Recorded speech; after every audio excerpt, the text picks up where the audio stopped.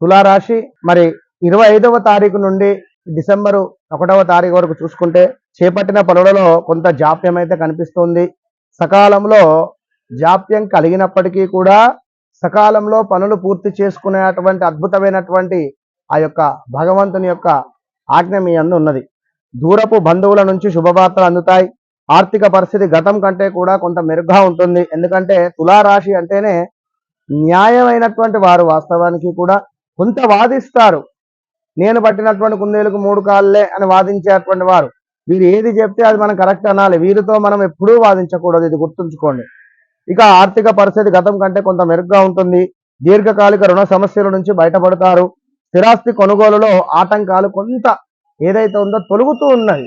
బాగా కాకుండా కూడా కొంత తొలుగుతున్నాయి. నూతన వస్త్రాభరణ కొనుగోలు చేస్తారు.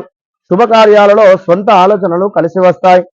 ఉద్యోగాలలో నూతన ప్రోత్సాహకాలు ఏవైతే ఉన్నాయో అవి అందుతున్నాయి. చిన్న తరహా పరిశ్రమలకు వివాదాలు తీరి ఊరట లభించేటువంటి పరిస్థితి కూడా గోచరిస్తూ ఉంది. వారం ప్రారంభంలో సోదరులతో మాట పట్టింపులు కలుగుతున్నాయి.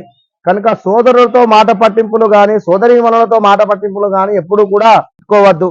కుజుడు నీచబడతాడు కనుక అది గమనించుకోండి. ఆదాయానికి మించినటువంటి ఖర్చులు అయితే ఉంటాయి. 100 ఖర్చు ఉంటే తప్పకుండా 100 రూపాయలు మీకు ఏదో రకంగా అమ్మవారు ఇచ్చేటువంటి పరిస్థితి ఉంటుంది. కనుక మహాలక్ష్మికి సంబంధించినటువంటి అష్టకం కానీ మహాలక్ష్మి అమ్మవారి యొక్క 108 నామాలు కానీ చదవడం వల్ల ఎంతో అద్భుతంగా ఈ యొక్క వారం ముందుకు వెళుతుంది. All the best.